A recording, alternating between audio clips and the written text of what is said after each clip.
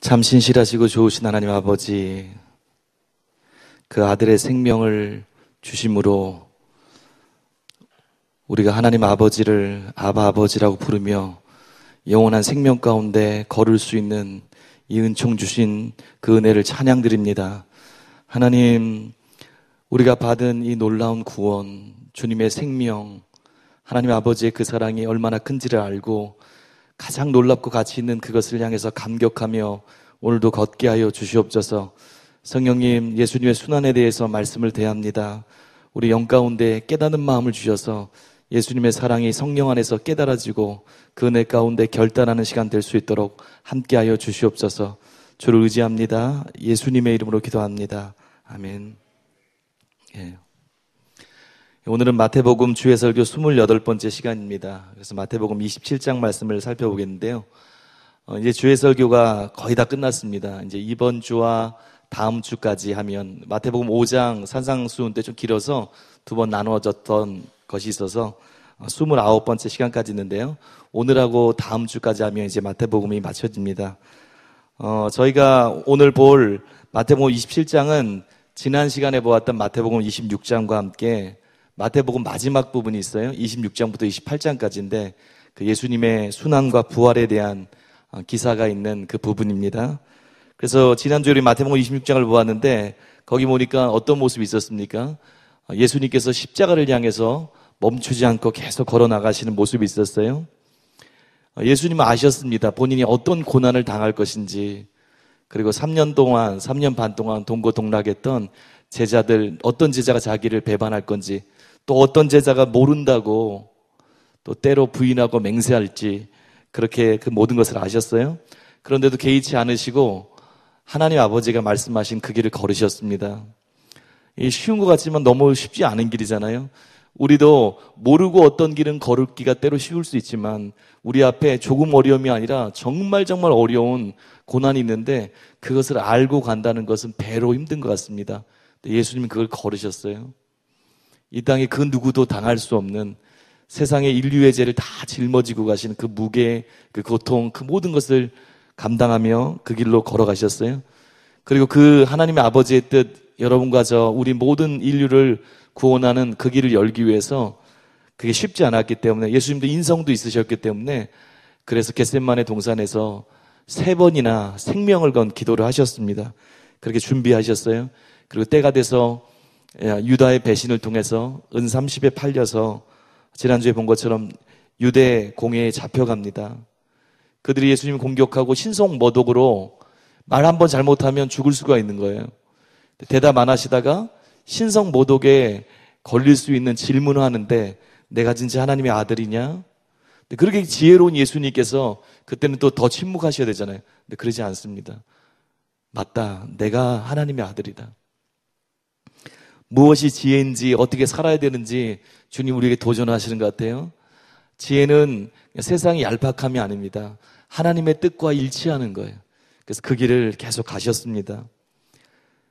유다도 배신하고 또 가장 다 배신할지라도 배신하지 않겠다는 그런 베드로도 3번이나 모른다고 부인했지만 그 가운데 우리가 봤던 것처럼 한 여인이 옥합을 깨뜨림으로 인해서 주님의 장사를 예비하는 그런 아름다운 기사도 마태복음 26장에 있었습니다.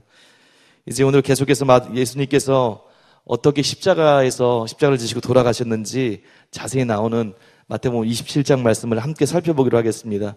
마태복음 27장도 조금 길어서 조금 요약하면서 그렇게 진행하려고 합니다. 1절부터 10절까지 말씀 여러분과 제가 함께 같이 읽겠습니다. 시작.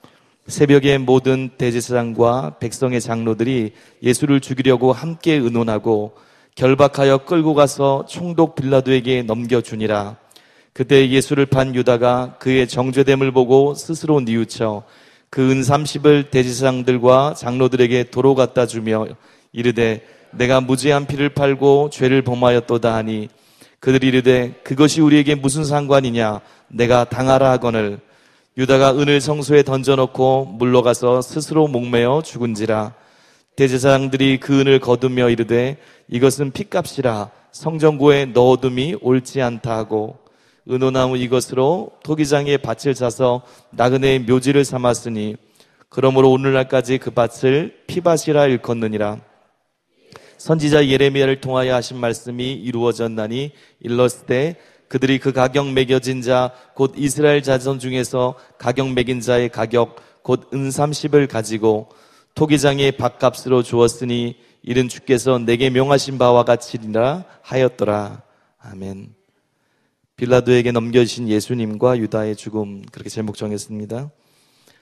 지난 시간에 보았듯이 예수님께서 유다의 배신을 통해서 군사들한테 잡히시고요. 그 다음에 대제사장 가야바의 집으로 끌려가셨어요. 그래서 유대 공회 앞에서 밤에 불법적으로 신문을 받았습니다. 공회원이 다 모이면 71명이에요. 다 모였는지 모르겠지만 밤에 또 신문하면 안 돼요. 그런데 그런 게 어디 있어요? 죽이려고 하는데 밤에 불법적으로 신문 받으셨어요. 그리고 결과적으로 신성모독한 자라고 정죄를 받았습니다. 공회위원인 대제사장과 백성의 장로들은 나를 밟기 전에 이미 예수님이 사형에 해당한다고 다 결의를 했습니다. 그런데 그래도 자기 법을 따라야죠. 어떻게 합니까? 새벽까지 기다렸다가, 오늘 새벽부터 시작하잖아요. 기다렸다가 자신들의 법에 따라서 주간에 개최되는 모임을 시작했어요. 그리고 개최되자마자 형을 확정되고 나서 그러면 우리가 죽일 수 없으니까, 로마에 속국에 있으니까 우리가 이 종교적인 것을 가지고 예수님을 죽일 수 없으니까 그들이 다른 제목을 모의합니다. 신성모독은 종교적인 거기 때문에 로마에 해당이 안 돼요. 기각될 것 같은 거예요, 로마 법정에서는. 그러니까 그것을 정치적인 제목으로 바꿉니다. 밑에 내용을 쭉 보면 아시겠지만 그래서 뭐라고 그래요? 나중에 묻잖아요. 빌라도가 네가 유대인의 왕이냐? 이걸 통해서 알 수 있는 거예요. 어떻게 바꾼 거예요? 스스로 왕이라고 자처하는 황제를 위협하는 반역자입니다. 정치적인 걸로 색깔을 바꿔버려요. 기소 제목을 바꾸는 거예요. 그리고 이렇게 전략을 세운 후에 총독에게 예수님을 끌고 갑니다. 3절부터 10절까지는 유다에 대해서 이야기가 나와요. 11절 이하에서 총독 앞에서 예수님께서 신문 받으신 내용이 이어지는데 1절, 2절, 11절 하면 딱 맞는 것 같은데 가운데 유다 얘기가 들어가 있습니다. 근데 이 내용은 마태복음에서만 나오는 내용이에요. 복음서 중엔. 사도행전 1장도 조금 나옵니다. 근데 사복음서 중에는 마태복음에서만 나온 내용입니다. 예수님께서 정죄받으신 것을 본 유다의 마음이 심한 가책을 느껴요. 그리고 대제사장들과 장로들을 찾아갑니다. 자신이 받은 은 30을 가지고 찾아가요. 모르겠어요. 왜 그랬는지. 돈 때문에 돈에 대해서도 굉장히 관심이 있던 사람이었기 때문에 돈도 이유였을 거예요. 또 사단이 욕심이 주니까 그렇게 했을 수도 있을 겁니다. 그리고 혹시 그냥 이건 상상인데 그럴 수도 있을 것 같아요. 유다도 예수님이 권능을 행한 걸 봤어요. 그렇죠. 놀라운 일을 행한 걸 많이 봤어요. 그래서 자기가 원하던 어쩌면이에요. 자기가 원하면 돈 때문에 그랬겠지만 자기가 원하던 그런 정치적인 메시아의 색깔을 예수님이 좀 띄웠으면 좋겠다. 군병들한테 좀 잡혀가면 자극을 주면 그런 모습이 혹시 나오지 않을까. 혹시 그렇게 기대했던 걸 수도 있을 것 같아요. 근데 그런 모습이 전혀 나오지 않고 도리어 그냥 묵묵히 신문받고 정죄되고 사형에 해당하는 쪽으로 가기 시작하는 거예요. 어떤 마음이었든지 갑자기 정신이 들었든지 자신이 무죄한 피를 팔고 죄를 범했다고 그들한테 고백합니다. 그리고 대제사장들과 장로들이 예수님을 달라는 거죠. 거꾸로 얘기하면, 쉽게 얘기하면. 그러니까 뭐라고 얘기해요? 그것이 우리와 무슨 상관이냐고. 악한 자들은요, 또 악의 세력들은요, 같이 악할 때는 잘 맞는 것 같아. 근데 우리가 선한 쪽으로 돌았으면 절대 맞지 않는 거예요. 조금이라도 마음 바꾸면. 무슨 상관이 있느냐고. 내 책임이니까 나 알아서 하라고 그렇게 얘기합니다. 유다가 여기 나온 것처럼 은을 성소에 던져버려요. 그리고 스스로 목매어 자살합니다. 사도행전 1장 18절에 보니까 목을 맨 후에 끔찍한 소리지만 몸이 곤두박질하여서 배가 터져 창자가 다 흘러나온지라. 끔찍한 최후에 대해서 성경이 기록하고 있어요. 여기 3절 보니까 스스로 뉘우쳐 그런 표현이 있습니다. 회개한 거 아닙니까? 그렇게 볼 수도 있어요. 근데 그게 아니라 메타멜레데이스라는 뜻이에요. 회개는 마음과 삶의 전적인 변화를 나타내는 메타노이아 들어보셨잖아요, 많이요. 그 회개랑 다른 거예요. 진정한 회개가 아니라 자신의 행동에 대해서 그냥 괴로워하는 거예요. 후회하는 거예요. 회개하려면 주님께로 돌아서야 되는데 뭐가 잘못됐구나가 아니라 그 그 마음을 가지고 돌이켜서 주님께로 나아가야 되는데 주님께로 나아간 게 아니고 그냥 후회하고 좀 마음이 안 좋은 거예요. 굉장히 괴로운 거예요. 유다는 마태복음 26장 25절에서 우리가 지난주에 봤던 것처럼 예수님으로부터 중요한 기회를 얻었었어요. 만찬 가운데 예수님 말씀하시잖아요. 이 가운데 나를 팔 자가 있다. 다 떨고 있을 때 여러분 한번 생각해 보세요. 예수님을 팔라고 다 작정을 다 했는데 예수님이 그 직전에 미리 계획을 하시고 그 능력 있는 분이 얘기하시는 거예요. 이 중에 팔 자가 있다. 그리고 뭐라고 그래요? 유다가 물어보니까 바로 너 맞다. 진짜 경고하시는 거예요. 회개하는 마지막 기회를 주는 거예요. 그런데도 마음이 강박하니까 어떻게 합니까? 들을 것 같잖아요. 마음이 강박하니까 그럼에도 불구하고 진행하기 시작하는 거예요. 여러분 성경에 있는 것처럼 하나님 앞에서 마음을 강박케 하는 게 굉장히 위험한 겁니다. 그래서 부드러운 마음을 갖는 게 중요해요. 말씀이 들려올 때 주님의 빛이 비춰올 때 즉시 회개하는 것, 그것이 생명의 길이고 그것이 하나님께서 원하시는 길입니다. 6절부터 8절에 보니까 그 대제사장들은 그 은이 핏값임으로 성전구에 둬서는 안 된다고. 이게 핏값 아니냐? 그렇게 이거를 성전구에 넣으면 안 된다 결정을 했어요. 그리고 그것으로 토기장에 밭을 사서 나그네의 묘지로 삼습니다. 토기장애들이 거기서 진흙을 다 캐내고 아마 빈 곳인 것 같아요. 이제 다 썼던. 그래서 그곳을 사서 나그네의 묘지를 삼아요. 그리고 그 밭의 이름이 8절에 보니까 피밭이라고 불리워져요. 사도행전 1장 19절에 보면 예루살렘 주민들이 이 땅을 아겔다마라고 불렀다고 나와 있어요. 그리고 그 당시 문헌이나 전통을 따져보면 그런 자료들을 보면 흰놈 골짜기라고 우상숭배 많이 했던 거기에 위치하고 있다고 알려지고 있습니다. 9절에서 10절에서 보면 저자 마태는 이 모든 일이 선지자 예레미야를 통하여 하신 말씀을 이루는 것이라고 말씀합니다. 마태복음에 보면 이 예수님이 오신 것들, 그 사역들 모든 것이 즉흥적인 게 아니라 오래전부터 하나님의 계획이었다. 구약의 성취였다. 그래서 성취 인용구라고 하잖아요. 이렇게 기록된 바 쭉 나오는 마지막 성취 인용구예요. 구약의 성취인 것을 말하고 있습니다. 즉 가룟 유다가 무죄한 자의 핏값으로 받은 은 30을 성전에 던진 것과 그것으로 대제사장들이 피밭 즉 토기장에 밭을 산 사건이 예레미야서 19장 1절에서 13절에서 거기 보면 예레미야가 성취했다고 하는데 딱 내용이 맞지는 않아요. 거기 어떤 내용이 있냐면 하나님께서 예레미야에게 토기장에 옹기를 사서 흰놈의 아들의 골짜기에서 깨뜨리며 유다 왕과 예루살렘 주민들에게 심판을 선포하라 했던 것. 사도행전하고 연결해 보니까 그 아켈다마라는 곳이 아까 뭐라고 그랬어요? 흰놈의 골짜기라고 그랬잖아요. 그 연결되는 거예요. 옹기도 마찬가지고 심판에 대한 것도 마찬가지고.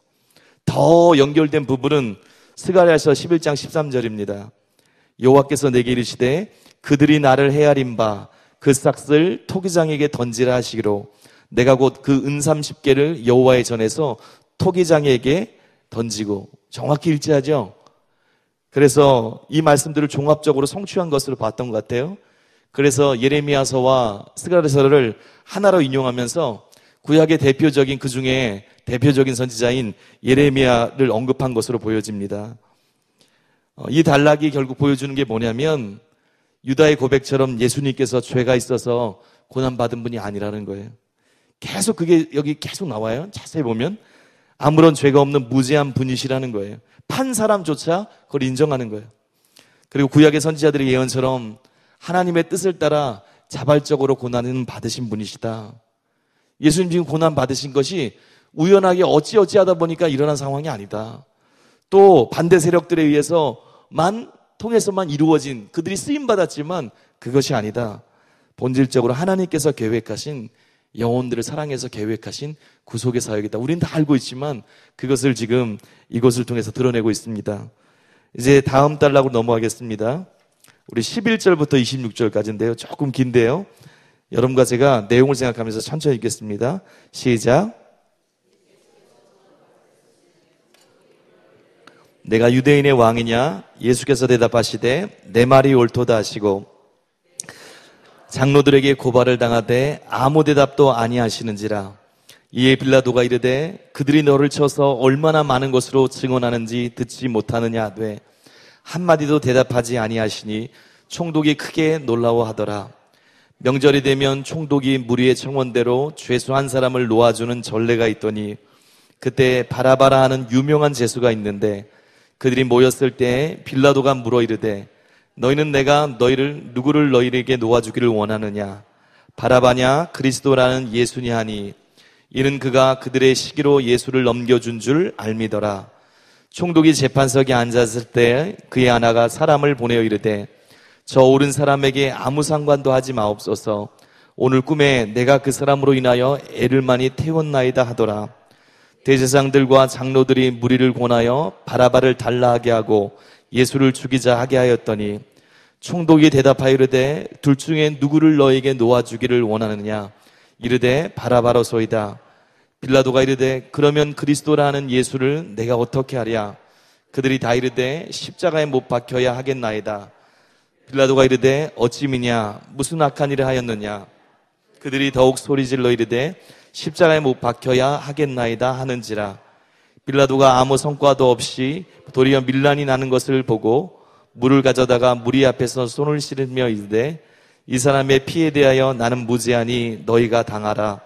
백성이 다 대답하여 이르되 그 피를 우리와 우리 자손에게 돌릴지어다 하거늘.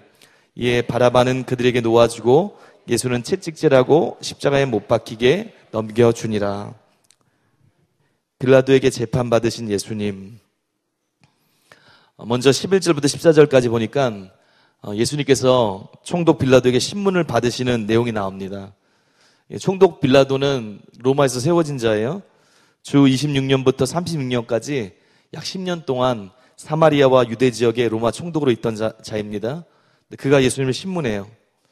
11절 보니까 대제사장들과 장로들이 고소한 내용을 근거로 해서 한 질문을 합니다.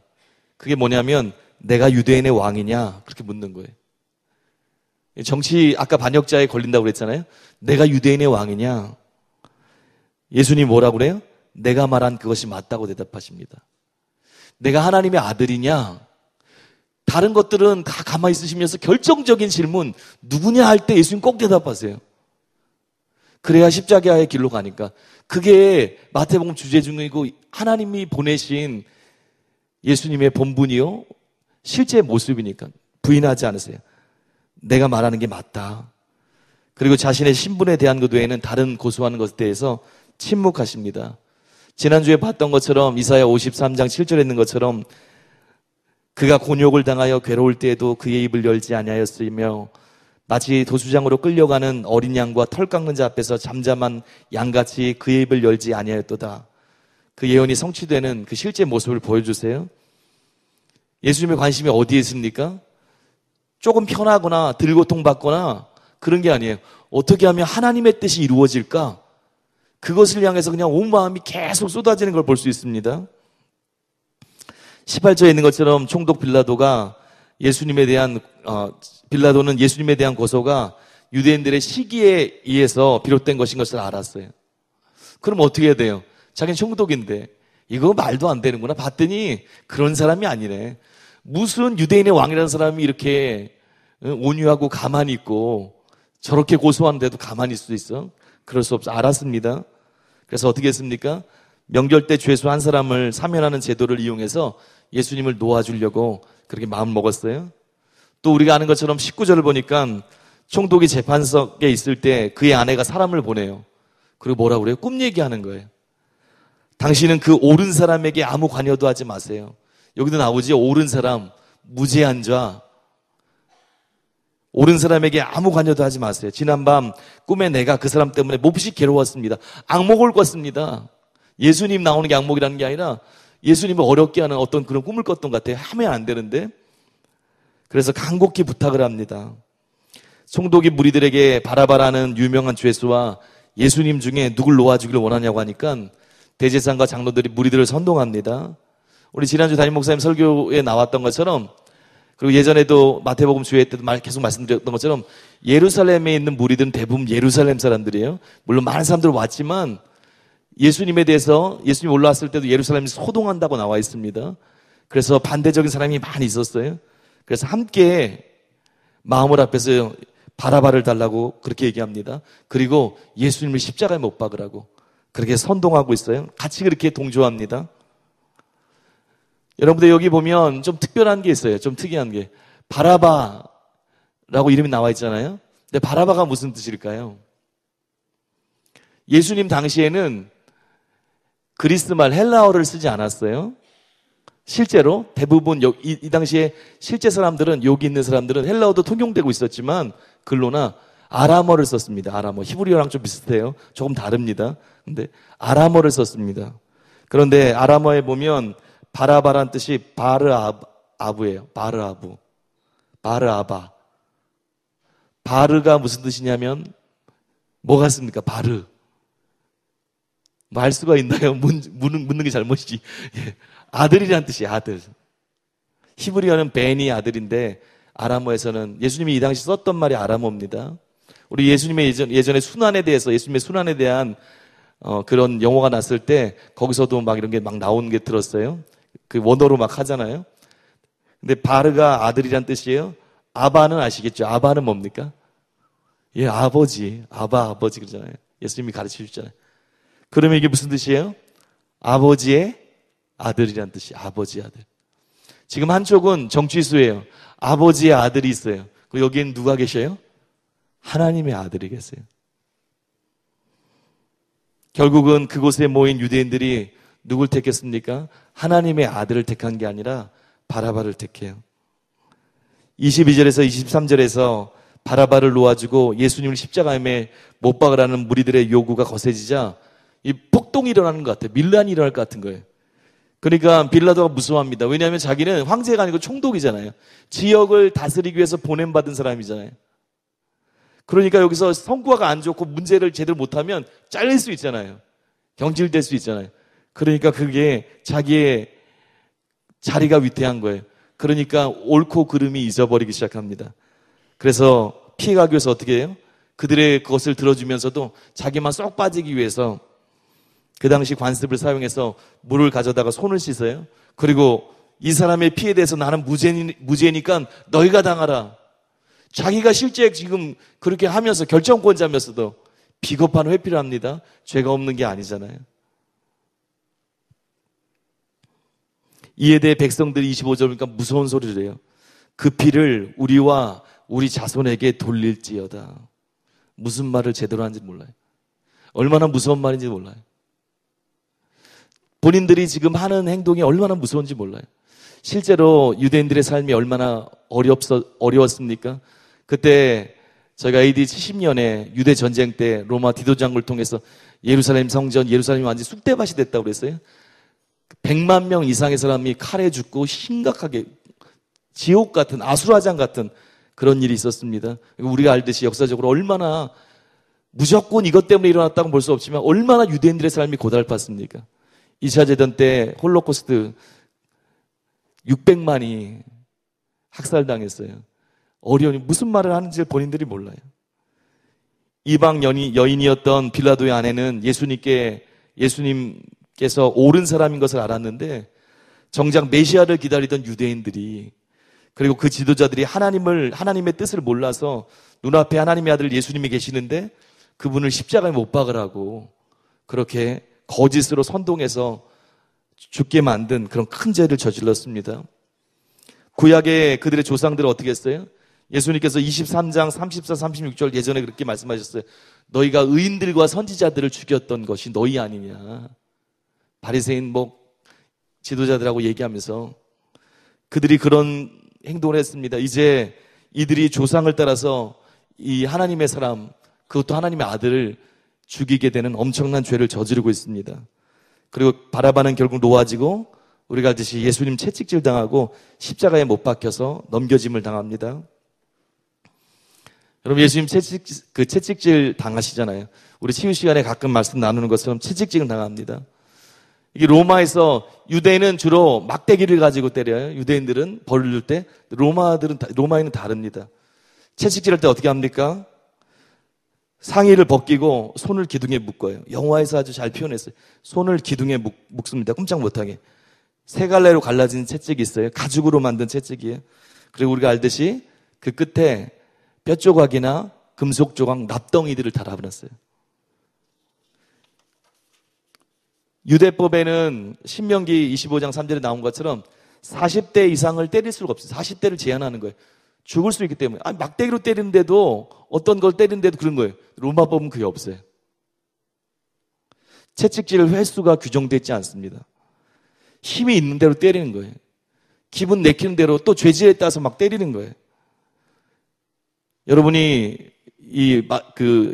사복음서 할 때 요세푸스라고 많이 들었잖아요. 유대사가. 그 사람이 기록한 것들을 보니까 실제 그 장면들을 묘사한 거 너무너무 끔찍하더라고요. 그냥 이런 매가 아니에요. 그냥 살인 도구 같은 거예요. 그래서 그게 한 번 내리실 때마다 피가 팍 튀었다고. 살점이 정말 찢겨지고 너무너무 끔찍하게 뼈가 드러나고 심지어는 내장이 다 터져 나오는, 그래서 그 즉사하는 것도 있고 그렇게 끔찍한 거였습니다. 예수님께 수도 없이 맞으셨어요. 우리를 치유하기 위해서라고 베드로전서에 나오잖아요. 매질을 당하셨습니다. 예수님께 십자가를 지시기 전에 이 채찍질을 당했습니다. 이제 세 번째 단락으로 넘어가겠습니다. 27, 44절인데요. 마태복음 27장 특징 중에 하나는 뭐냐면, 요한복음이나 다른 것처럼 어떤 예수님이 대화를 많이 하시거나, 가상 칠언에서 대화 많이 하시고 막 그런 게 있잖아요. 묘사하거나 이런 것들이 거의 없이 감정적인 것들을 딱 정제되게 사건을 그냥 쭉쭉 이렇게 나열합니다. 어떻게 보면 그냥 사건이 진행되는 것 같아요. 근데 그 속에서 주님이 느끼셨던 것들, 하나님 아버지의 마음들을 우리가 묵상하면서 붙잡아야 됩니다. 27절에서 44절 말씀, 여러분과 제가 좀 긴데 함께 천천히 읽겠습니다. 시작. 이에 총독의 군병들이 예수를 데리고 관정 안으로 들어가서 온 군대를 그에게로 모으고 그의 옷을 벗기고 홍포를 입히며 가시관을 엮어 그 머리에 씌우고 갈대를 그 오른손에 들리고 그 앞에서 무릎을 꿇고 희롱하여 이르되 유대인의 왕이여 평안할지어다 하며 그에게 침 뱉고 갈대를 빼앗아 그의 머리를 치더라. 희롱을 다한 후에 홍포를 벗기고 도로 그의 옷을 입혀 십자가에 못 박으려고 끌고 나가니라. 나가다가 시몬이란 구레네 사람을 만나매 그에게 예수의 십자가를 억지로 지워가게 하였더라. 골고다 즉 해골의 곳이라는 곳에 이르러 쓸개탄 포도주를 예수께 주어 마시게 하려 하였더니 예수께서 맛보시고 마시고자 하지 아니하시더라. 그들이 예수를 십자가에 못 박은 후에 그 옷을 제비 뽑아 나누고 거기 앉아 지키더라. 그 머리 위에 있는 유대인의 왕 예수라 쓴 죄패를 붙였더라. 이때 예수와 함께 강도들이 십자가에 못 박히니 하나는 우편에 하나는 좌편에 있더라. 지나가는 자들은 자기 머리를 흔들며 예수를 모욕하여 이르되 성전을 헐고 사흘에 짓는 자여 내가 만일 하나님의 아들이여든 자기를 구원하고 십자가에서 내려오라 하며 그와 같이 대제사장들도 서기관들과 장로들과 함께 희롱하여 이르되 그가 남은 구원하였을 때 자기는 구원할 수 없도다. 그가 이스라엘의 왕이로다. 지금 십자가에서 내려올지어다. 그리하면 우리가 믿겠노라. 그가 하나님을 신뢰하니 하나님이 원하시면 이제 그를 구원하실지라. 그의 말이 나는 하나님의 아들이라 하였도다 하며 함께 십자가에 못 박힌 강도들도 이와 같이 욕하더라.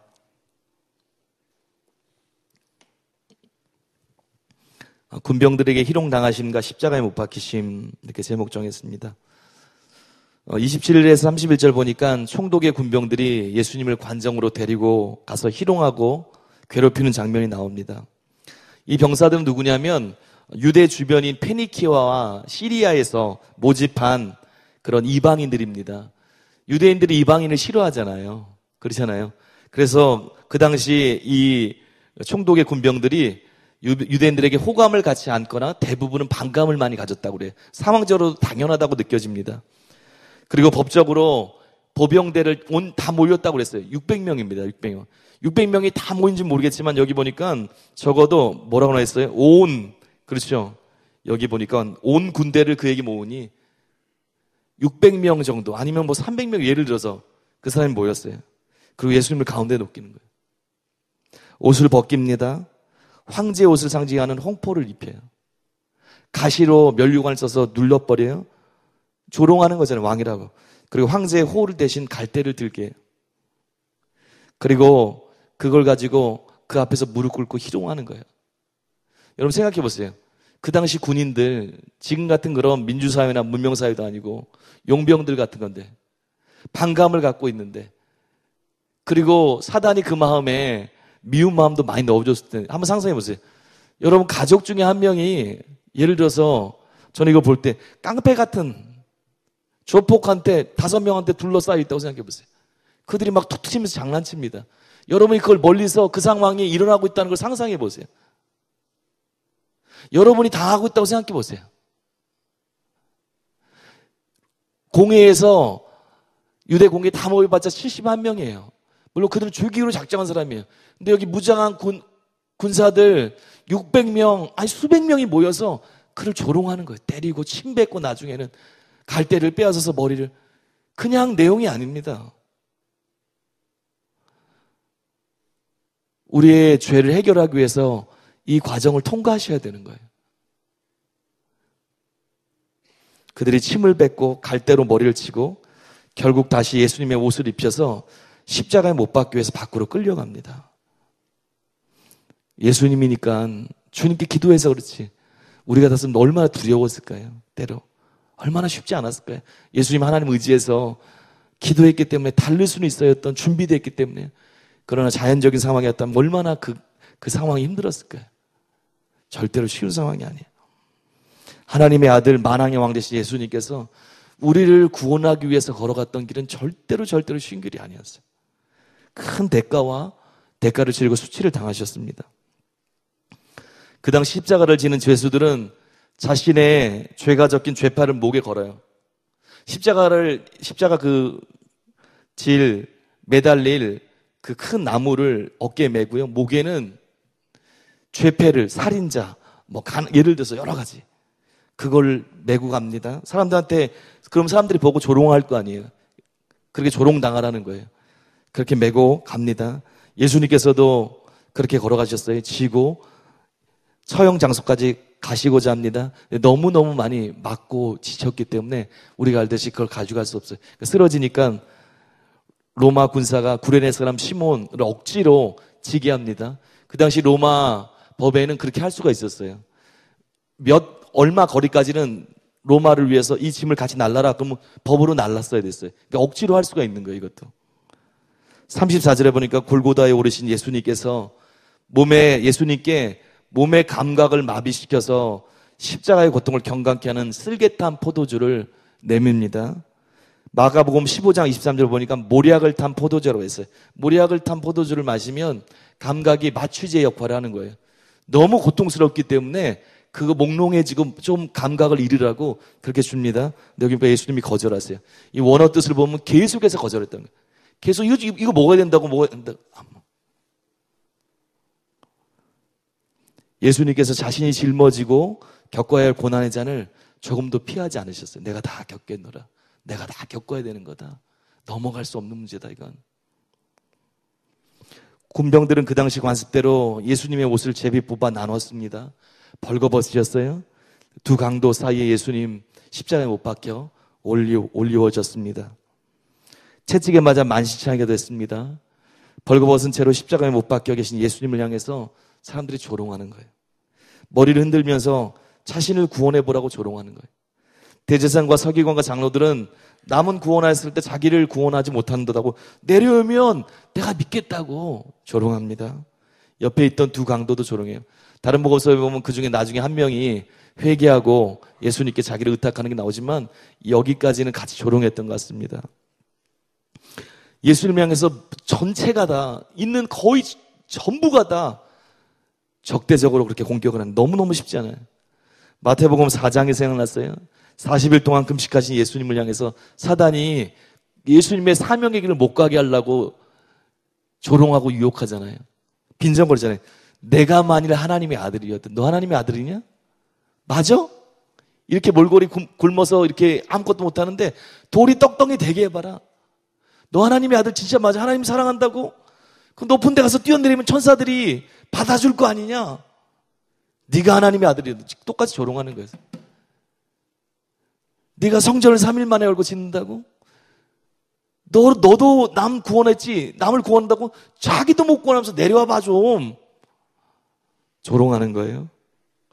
그러나 예수님께서는 하나님 아버지의 뜻을 이루어드리기 위해서 진정한 하나님 아들이기에 이 고난과 수치의 길을 피하지 않고 묵묵히 담당하면서 걸어가셨습니다. 이제 다음 단락으로 넘어가겠습니다. 45절부터 56절까지인데요. 이제 두 단락 더 남았는데 45절부터 56절까지 저희가 함께 보겠습니다. 시작. 제6시로부터 온 땅에 어둠이 임하여 제9시까지 계속되더라.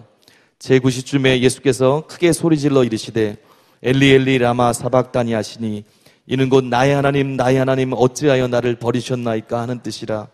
거기 섰던 자 중 어떤 이들이 듣고 이르되 이 사람이 엘리야를 부른다 하고 그 중에 한 사람이 곧 달려가서 해면을 가져다가 심포도주에 적시어 갈대에 꿰어 마시게 하거늘 그 남은 사람들이 이르되 가만두라 엘리야가 와서 그를 구원하나 보자 하더라. 예수께서 다시 크게 소리 지르시고 영원히 떠나시니라. 이에 성소 휘장이 위로부터 아래까지 찢어져 둘이 되고 땅이 진동하며 바위가 터지고 무덤들이 열리며 자던 성도의 몸이 많이 일어났대. 예수의 부활 후에 그들이 무덤에서 나와서 거룩한 성에 들어가 많은 사람에게 보이니라. 백부장과 및 함께 예수를 지키던 자들이 지진과 그 일어난 일들을 보고 심히 두려워하여 이르되 이는 진실로 하나님의 아들이었도다 하더라. 예수를 섬기며 갈릴리에서부터 따라온 많은 여자가 거기 있어 멀리서 바라보고 있으니 그 중에는 막달라 마리아와 또 야고보와 요셉의 어머니 마리아와 또 세베대의 아들들의 어머니도 있더라.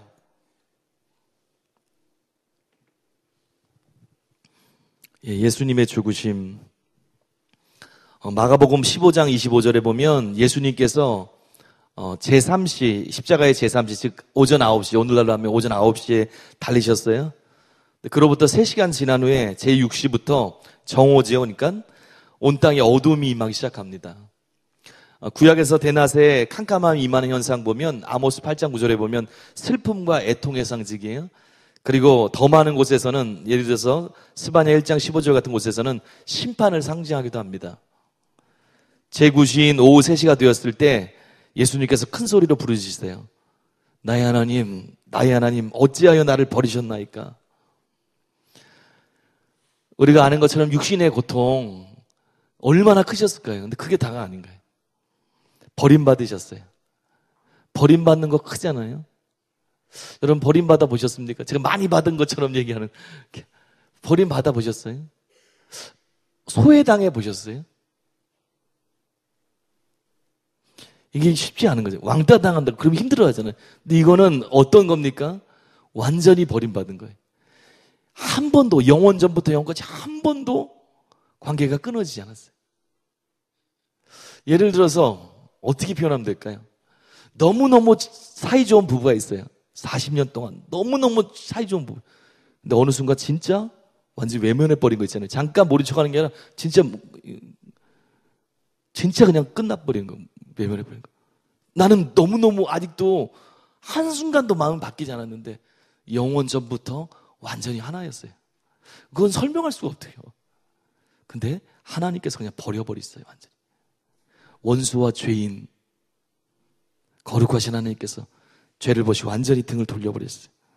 너무 고통스러운 거예요. 그런 단절, 그런 거절. 그러니까 다른 때는 아무리 모욕하고 때려도 순한 양처럼 가만히 있으셨는데 못 견디신 거예요. 나의 아버지여 어찌하여 나를 버리셨나이까. 몸부림치셨습니다. 사람들은 이해하지 못하고 엘리 엘리 라마 사박다니 하니까 엘리야를 부르는구나, 잘못 듣고 그렇게 고백했어요. 생각했습니다. 50절에 보니까 예수님께서 크게 소리를 지르시고 영원히 떠나가셨습니다. 그때 지성소와 성소를 맡고 있던 성소의 휘장이 찢어졌어요. 우리가 알듯이 1년에 한 번 대속제일에 대제사장이 피를 가지고 죄가 있으면 죽을까 봐 허리에다 띠를 묶고 방울들을 달고 미리 연기를 피우고 들어가는, 하나님을 그렇게 보기 힘든 거예요. 거룩하신 하나님, 인간의 죄된 모습으로 도저히 갈 수 없는 그곳, 그 휘장이 찢어져 버렸어요. 하나님을 향해 갈 수 있는 새 길이 열린 거예요. 히브리서 10장 19절 20절에 있는 것처럼 그러므로 형제들아 우리가 예수의 피를 힘입어 성소에 들어갈 담력을 얻었나니 그 길은 우리를 위하여 휘장 가운데로 열어놓으신 새로운 산 길이요 휘장은 곧 그의 육체니라. 놀라운 일을 하신 거예요. 우리가 상상할 수 없는 일이 우주적으로, 영적으로 하나님의 시각 안에서 실제 일어나 버린 거예요. 어떻게 그 하나님으로 갈 수 있어요? 대제사장이 1년에 한 번 대속제일에, 그것도 아무 때도 아니고 희생의 피를 가지고 연기를 피면서 혹시 죽을까봐 허리에 줄을 묶고 딸랑이를 달고 안 움직이면 끌어 다녀야 되니까 죽었구나, 모르는 죄가 있어 죽었구나, 조심하지 않았구나, 그렇게 뵙기 힘든 분인데, 그렇게 거룩하지 차이가 나는 분인데 휘장에 찢어져 버렸어요. 누구나 갈 수 있어요, 예수님을 통해서. 또한 51절 하반절부터 53절에 보니까 땅이 진도랑하고 바위가 터졌습니다. 무덤들이 열리면서 자던 성도의 몸이 많이 일어나서 예수의 부활 후에 그들이 무덤에서 나와서 많은 사람들 앞에 보입니다. 성경에서 지지는 하나님의 권능의 상징이에요. 사사기 5장 4절, 이사야 29장 6절, 거기 보면 하나님의 권능의 상징이에요. 또한 무덤이 열리고 사람들이 살아났다는 것은 예수님의 죽음을 통해서 어떤 일이 있어요? 새로운 변화, 죽음의 권세가 깨어지는 것. 부활을 통해서 온전해졌지만 그런 권세들이 깨어지는 것. 주님이 하신 걸 통해서 영적으로, 우주적으로 놀라운 일, 사단이 갖고 있는 사망의 권세들, 그 결정적인 것들이 깨지고 있는 것들, 그것들을 볼 수가 있습니다. 이 사건과 예수님의 부활을 통해서 하나님의 아들을 통한 새로운 시대, 구원의 시대가 열렸음을 선포하는 거예요. 또 54절 보니까 이 모든 광경을 보면서 이방인 백부장과 병사들이 이렇게 고백해요. 어떻게 해요? 이는 진실로 하나님의 아들이었도다. 대제사장들, 서기관, 장로들, 유대인들은 하나님의 아들을 인정하지 않아요. 조롱합니다. 모욕합니다. 그런데 그것을 보고 이방인이 고백하는 거예요. 진짜 하나님의 아들이었구나. 마태복음 8장에 누가 나오죠? 이방인 백부장이 나옵니다. 놀라운 믿음을 갖고 있던 예수님이 그걸 보시고 뭐라고 선포하셨어요? 앞으로 이런 일이 있을 것이다. 또 너희에게 이르노니 동서로부터 많은 사람이 이르러 아브라함과 이삭과 야곱과 함께 천국에 앉으려니와 그 나라의 본 자손들은 바깥 어두운 데 쫓겨나 거기서 울며 이를 갈게 되리라. 이 말씀이 성취되는 전조 같아요. 실제가 일어나고 있는 것 같아요. 그리고 제자들은 사람들을 두려워해서 대부분 도망칩니다. 그 자리에 있던 제자가 극히 소수였어요. 요한이 그 자리에 있었죠. 나중에 보면 다 도망갔어요, 대부분. 근데 거기 누가 남아있어요? 여인들, 무서운 분들이에요. 여인들이 따라요. 용기는 그냥 육신적인 힘이 아닌 거예요. 우리가 아는 것처럼 사랑에서 나오는 거예요. 그 자리까지 따르는 많은 여인들이라고 그랬어요. 이제 마지막 단락으로 가보겠습니다. 57절에서 66절까지인데 10절인데요. 여러분과 제가 천천히 같이 읽겠습니다. 시작. 저물었을 때에 아리마대의 부자 요셉이라 하는 사람이 왔으니 그도 예수의 제자라. 빌라도에게 가서 예수의 시체를 달라 하니 이에 빌라도가 내주라 명령하거늘 요셉이 시체를 가져다가 깨끗한 세마포로 싸서 바위 속에 판 자기 세무덤에 넣어두고 큰 돈을 굴려 무덤 문에 놓고 가니 거기 막달라 마리아와 다른 마리아가 무덤을 향하여 앉았더라. 그 이튿날은 준비일 다음 날이라. 대제사장들과 바리새인들이 함께 빌라도에게 모여 이르되 주여 저 속이던 자가 살아있을 때 말하되 내가 사흘 후에 다시 살아나겠다 한 것을 우리가 기억하노니 그러므로 명령하여 그 무덤을 사흘까지 굳게 지키게 하소서. 그의 제자들이 와서 시체를 도둑질하여 가고 백성에게 말하되 그가 죽은 자 가운데서 살아났다 하면 후의 속임이 전보다 더 클까 하나이다 하니 빌라도가 이르되 너희에게 경비병이 있으니 가서 힘대로 굳게 지키라 하거늘 그들이 경비병과 함께 가서 돌을 임봉하고 무덤을 굳게 지키니라. 무덤에 묻히신 예수님. 로마의 풍습에 보면 십자가에 달린 사람을 그냥 땅에 방치해 놓습니다. 짐승이 뜯어먹고 말도 그냥 방치해 놓는 거예요. 근데 유대인의 풍습은 달라요. 신명기 21장 22, 23절에 보면 밤 이전에 매장하도록 되어 있습니다. 매장해야 되는 거예요. 예수님께서 돌아가셨을 때 예수님의 제자였던 아리마대 부자 요셉이라는 사람이 빌라도에게 예수님의 시신을 달라고 가요.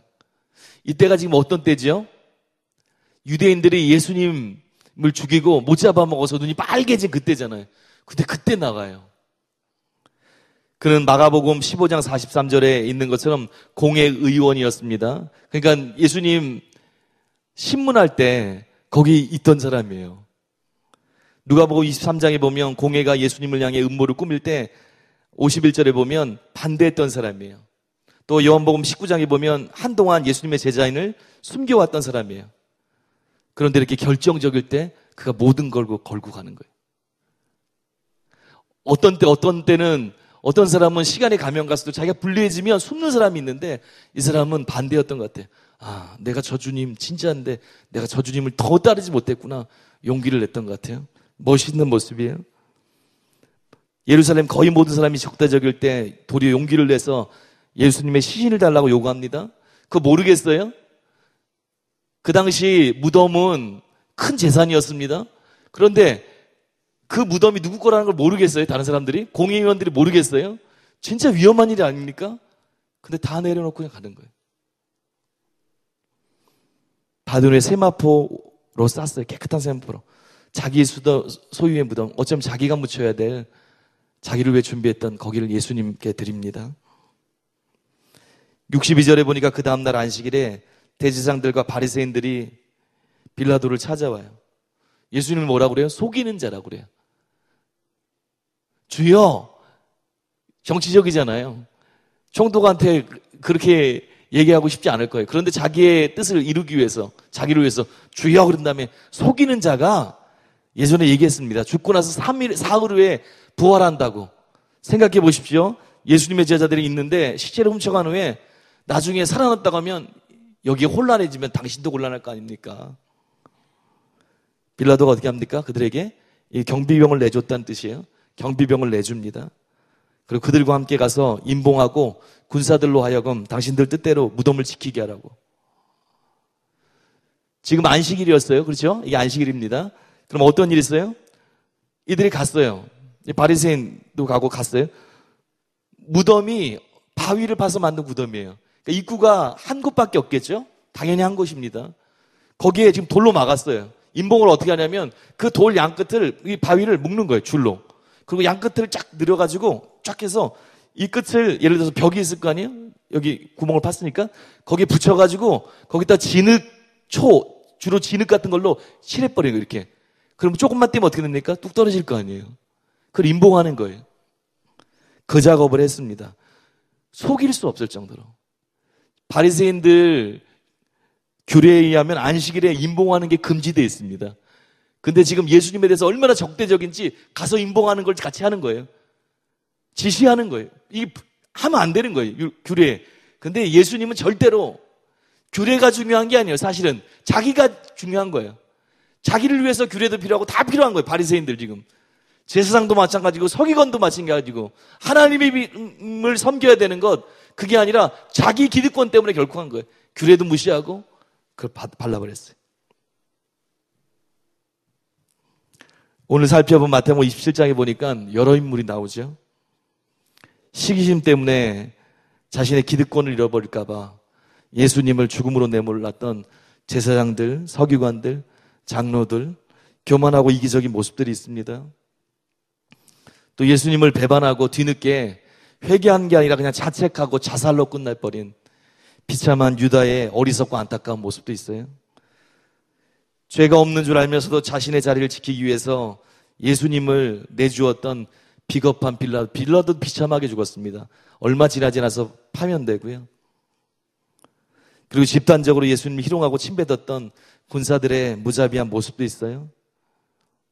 그런데 이 가운데서 예수님께서 하나님의 뜻을 따라서 영혼들을 구원하시기 위해서 우리가 계속 조금씩 봤던 것처럼 조롱당하시고 핍박받으시고 벌거벗음 당하시고 수치당하시고 버림받음 속에서도 묵묵히 십자가의 길을 가셨습니다.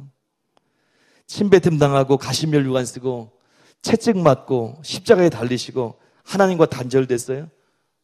하나님의 뜻을 이루기 위해서 영혼들을 사랑하는 마음으로 끝까지 그 길을 가셨습니다.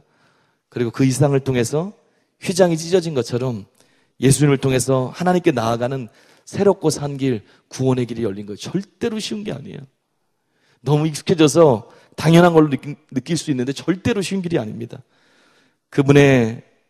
그분께서 이걸 담당하셨어요. 여러분, 몸이 좀 아파 보시면 그 아픈 게 너무너무 불편하잖아요. 저희 월요일 날 야유회 갔었잖아요. 그래서 마지막 슬라이딩 하는 거 있었잖아요. 앞에 이렇게 좀 턱이 있더라고요, 턱이. 저는 제가 예전에 날렵한 걸로 또 착각을 잠시 하고 가봤더니 멀리 안 나가더라고요. 해봤더니. 그래도 너무 심하게 하면 안 되고 적당히 하자. 그래도 열심히 최선을 다해서. 그래서 했는데 중력의 법칙에서 땅으로 확 떨어지더라고요. 그런데 갑자기 여기 오른쪽 갈비뼈 있는 데가 탁 부닥쳤어요.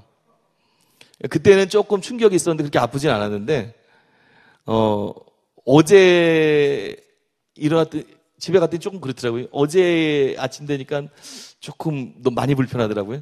근데 어제 또 7시 반까지인가는 좀 괜찮더라고요.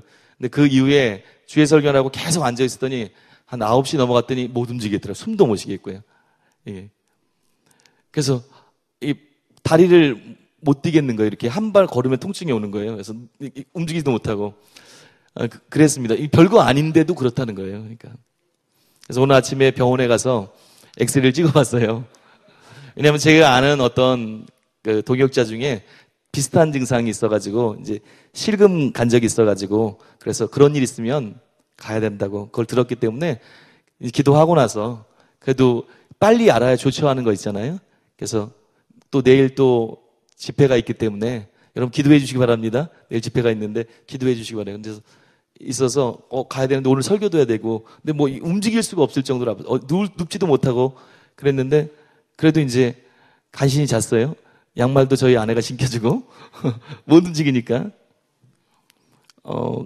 그러자 숨도 힘들고요. 그래서 이제 기도하고 가서 이제 엑스레이 몇 번을 찍었습니다. 근데 알고 봤더니 다행히 금간 건 아니고 여기 이제 인대랑 근육들 붙이고 있는데 거기가 좀 심하게 타박상 있는 것 같다고. 그래서 좀 오래 이렇게 있으면 된다고 그랬습니다. 그래서 제가 왜 말씀드리냐면 얼마나 작은 거예요. 그거 많이 좋아졌어요. 계속 선포하고 기도하니까 지금 움직이잖아요. 예. 그러니까 설교할 수 있죠. 예.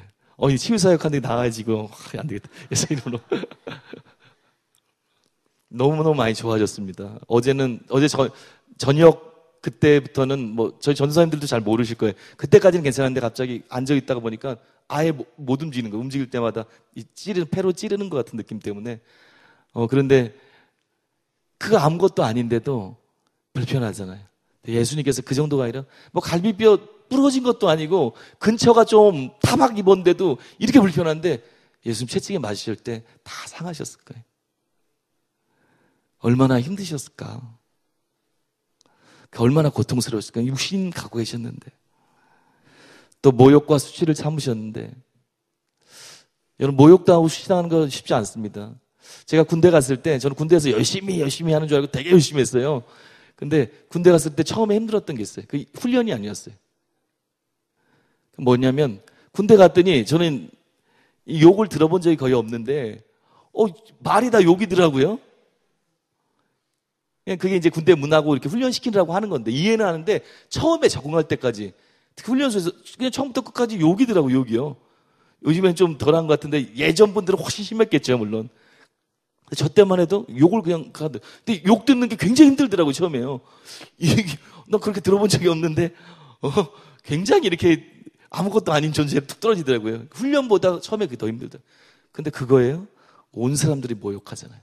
사람들 앞에서 벌거벗겨서 매달려 있잖아요. 버림받는 거, 왕따 당하는 거. 절대로 쉬운 일이 아닙니다. 이런 길을 가신 분은 예수님밖에 없어요. 갈 수도 없지만 온 사람들의 죄가 얹어졌을 때 죄책감 조금만 있는데 그게 무슨 잘못했는데 딱 들어보세요. 죄책감이 얼마큼입니까? 온 세상의 죄를 다 짊어지셨는데 하나님의 빛 가운데 딱 드러난 거예요. 얼마나 힘들었을까? 이런 거 없어요.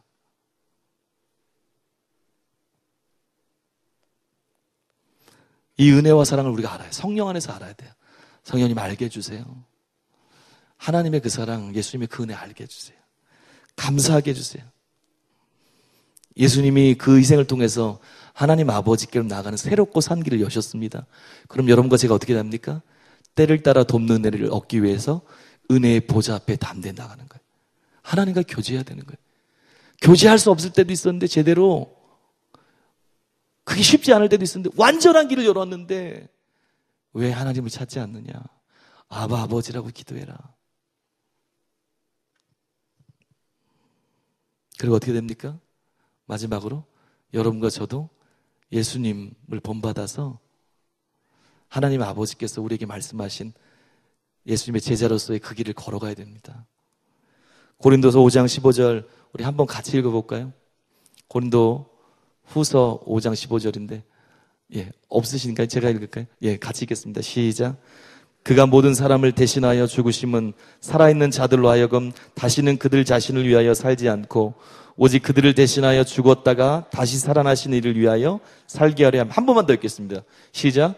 그가 모든 사람을 대신하여 죽으심은 살아있는 자들로 하여금 다시는 그들 자신을 위하여 살지 않고 오직 그들을 대신하여 죽었다가 다시 살아나신 이를 위하여 살게 하려 함이라. 누가복음 9장 23절 잘하는 말씀 제가 읽겠습니다. 또 무리에게 이르시되 아무든지 나를 따라오려거든 자기를 부인하고 날마다 제 십자가를 지고 나를 따를 것이니라. 담임 목사님 주일 말씀해 주신 것처럼 우리가 얼마나 주님 때문에 우리를 내려놨는가, 그게 주님이 우리를 평가하는 기준이에요. 그게 우리가 지금 얼마나 잘 가고 있나 기준이에요. 그냥 어떤 신앙생활 맡겨준 일 성실하게 하는 거 다 중요합니다.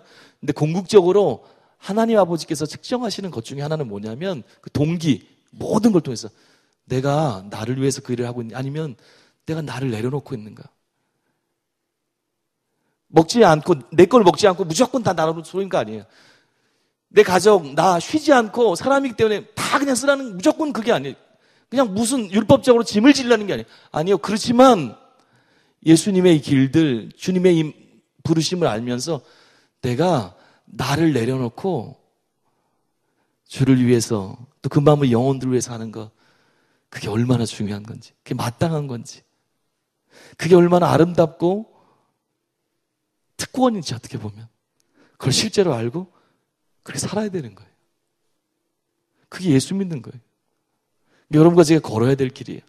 이 예수님의 이걸 알았다면, 하나님이 그 아들을 어떻게 희생한지를 알았다면, 그리고 그 길로 예수님 가신 대속의 길은 아무도 할 수 없잖아요. 그렇지만 그분이 이루어놓으시고 이제 사랑의 길, 그분을 따라서 그 길은 우리가 가야 될 길이에요. 전부 다 내가 비워지고 내려지고 부인하고 쫓아야 되는 거예요. 오늘 말씀을 맺으면서 제가 오기 전에 반주 좀 해주셔도 좋고요. 우리 조용하게 먼저 찬양 부르기 전에 반주 먼저 잠깐만 해주시고요.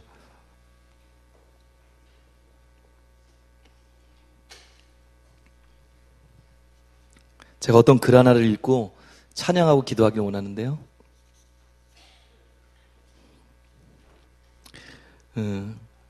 제가 오늘 이 설교 준비 거의 1시간 정도 전에 어떤 글이 하나 생각났어요. 예수님이 이 말씀을 묵상하는데 우리 다 알고 있는 내용이잖아요. 모르는 게 어디 있어요. 그동안 다 아는 내용이잖아요, 사실. 근데 예수님, 의미 없이 이 시간을 보내면 안 되는데, 결국 예수님의 이 마음을 알았다면 우리가 그렇게 살아야 되는 건데, 그렇게 주님의 은혜를 구하고 결단하고 감사하고 하나님께 나아가고, 그래야 이 말씀을 아는 것, 그 실제인데, 듣고 끝나는 자가 아니라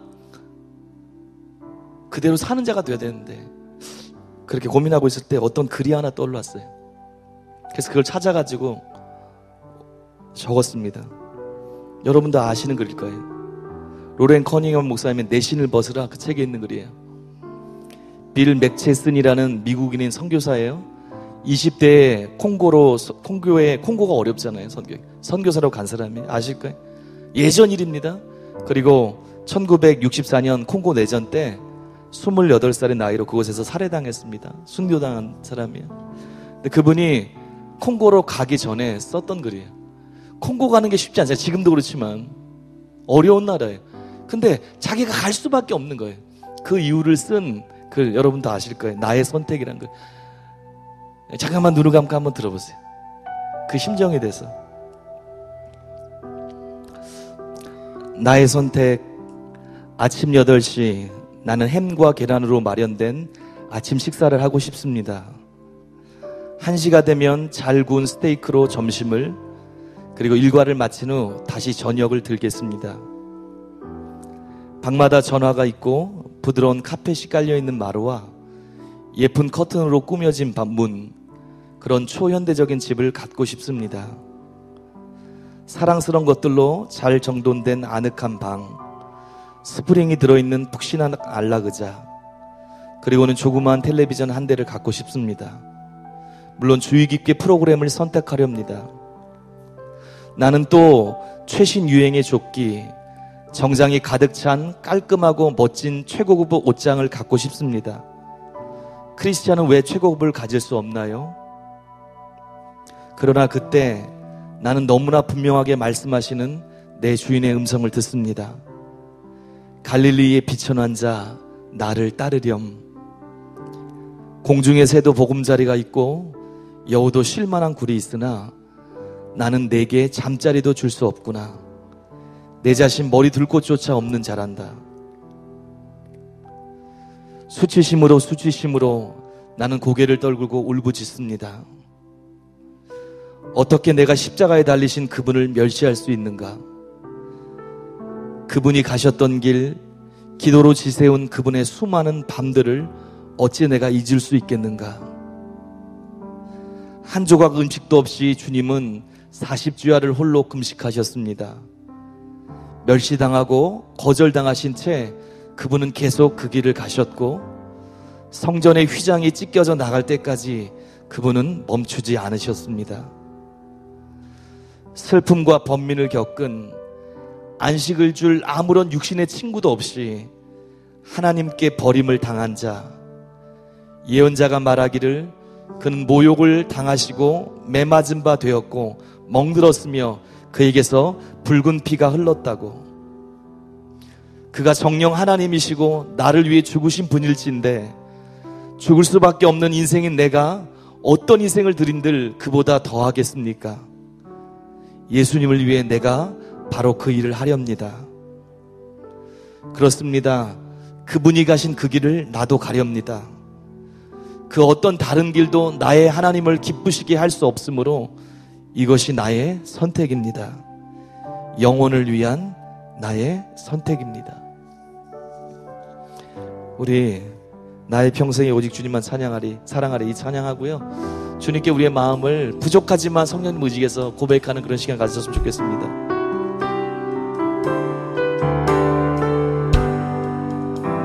나의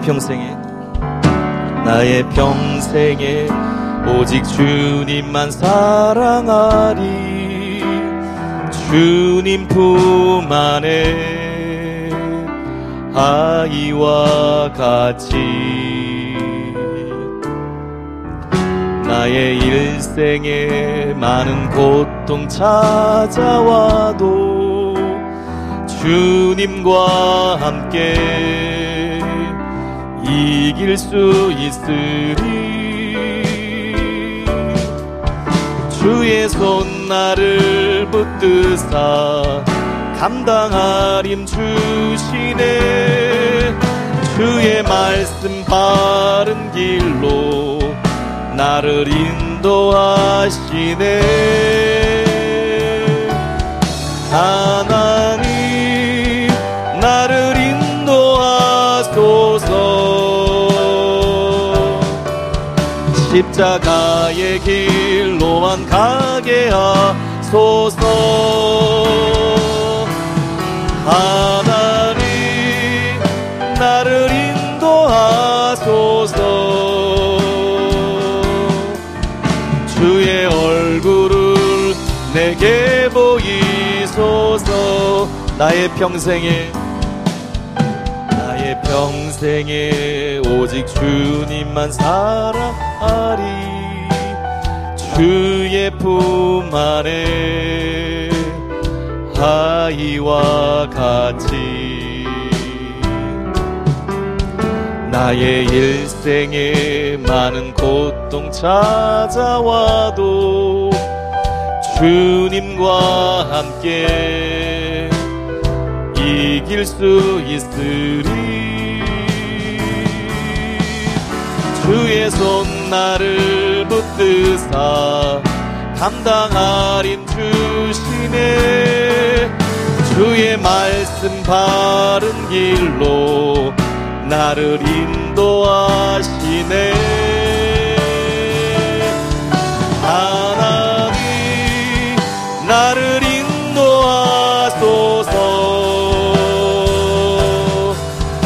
십자가의 길로만 가게 하소서. 하나님 나를 인도하소서.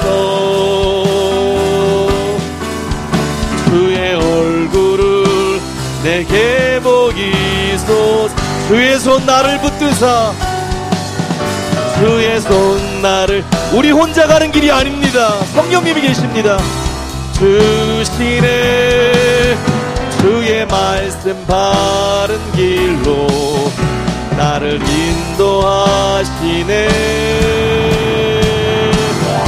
하나님 나를 인도하소서. 십자가의 길로만 가게 하소서. 하나님 나를 인도하소서. 주의 얼굴을 내게 보이, 주의 손 나를 붙드사, 주의 손 나를 붙드사 감당할 힘 주시네. 주의 말씀 바른 길로 나를 인도하시네. 하나님 나를 인도하소서. 십자가의 길로만 가게 하소서. 하나님 나를 인도하소서. 주의 얼굴을 내게 함께 기도하겠습니다. 하나님, 예수님께서 걸어가신 그 길을 생각합니다. 예수님께서 걸어가신 그 길을 묵상합니다. 예수님께서 나를 위해서, 우리를 위해서 당하셨던 그 외로운 십자가의 길, 아무도 걸을 수 없는 그 길을 걸으셨던 주님, 수많은 사람들에게 둘러싸여서 조롱을 받고 침뱉음을 당하고 주먹으로 맞고 주님 수치를 당하시고 채찍에 찢기시고 하나님 아버지께 버림받기까지 십자가에 매달리셨던 예수님, 하나님 그 사랑을 알게 하여 주시옵소서. 하나님 그 은혜를 알게 하여 주시옵소서. 우리의 이기적인 모습이 깨어지게 하여 주소서. 우리가 이 땅에서 조금 더 편하게 살 수 있을지 몰라도 예수님의 그 사랑, 하나님의 그 사랑을 할 때 절대로 그렇게 살 수 없다고 내 영이 그렇게 주 앞에 고백하게 하여 주시옵소서. 주를 따르길 원합니다. 주를 따르길 원합니다. 주님께서 가신 그 길을 걷기 원합니다. 주님께서 가신 그 길을 나도 걷길 원합니다. 주님, 결단하게 하소서. 주님 앞에 결단하게 하소서. 주님 앞에 엎드리게 하소서. 하나님의 은혜를 구하게 하소서. 말씀이 지식이 아니라 하나님의 마음이 돼서 우리 심령에 꽂히게 하여 주시옵소서.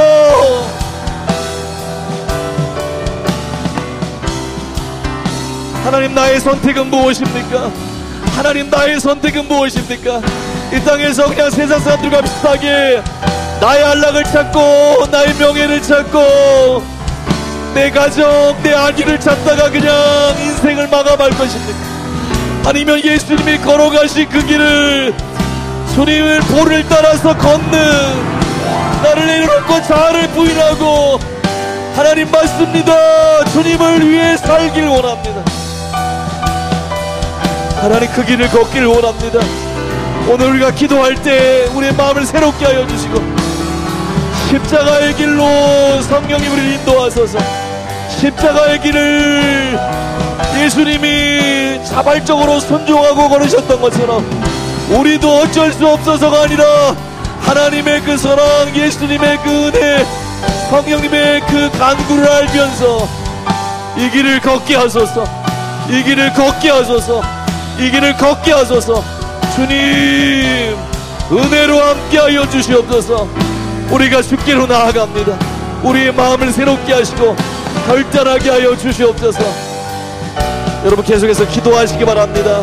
주님 우리에게 새 힘을, 우리에게 주님의 마음을 부어주시고 성령으로 함께해 주실 것입니다.